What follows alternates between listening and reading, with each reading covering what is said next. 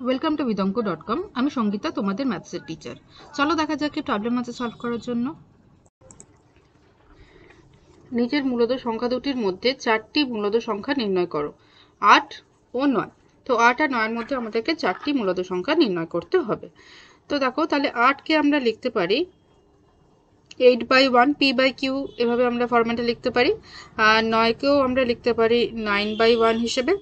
ওকে, আচ্ছা এবারে দেখো 8 আর 9 এর মধ্যে আমাদেরকে চারটি মূলদ সংখ্যা নির্ণয় করতে হবে। তো আমরা কি করব, 4 + 1 দ্যাট ইকুয়ালস টু 5। তো আমরা এই দুটো ভগ্নাংশেরই হরে মানে ডিনোমিনেটরে 5 নিয়ে আসব।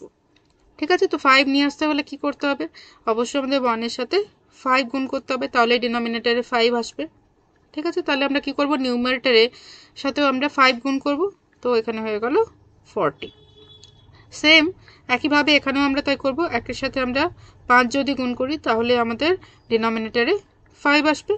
তাহলে 9 এর সাথে আমরা গুণ করলাম 5, তো এলো 9 5 45। ওকে, আচ্ছা তাহলে দেখো এবারে আমরা কি বলছে যে চারটি মূলদ সংখ্যা বের করতে হবে। তাহলে আমরা 40/5 এবং 45/5 এর মধ্যে চারটি মূলদ সংখ্যা বসিয়ে ফেলি পরপর।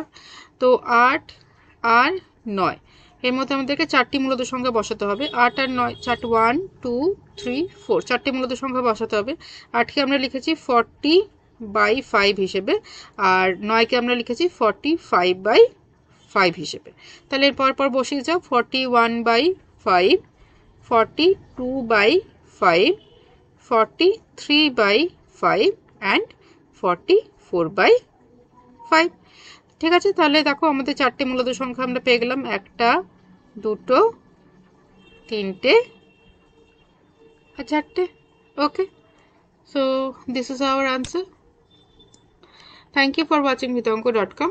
অঙ্কের আরও প্রবলেম এবং সলিউশনের জন্য আমাদের ওয়েবসাইট অবশ্যই ব্রাউজ করো।